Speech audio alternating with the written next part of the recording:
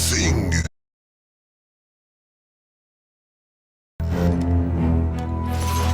It scares me. No, I ain't talking about that freak, all right?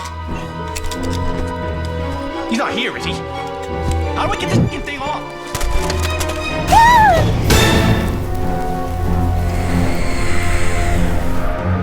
One shudders to imagine what inhuman thoughts lie behind that mask.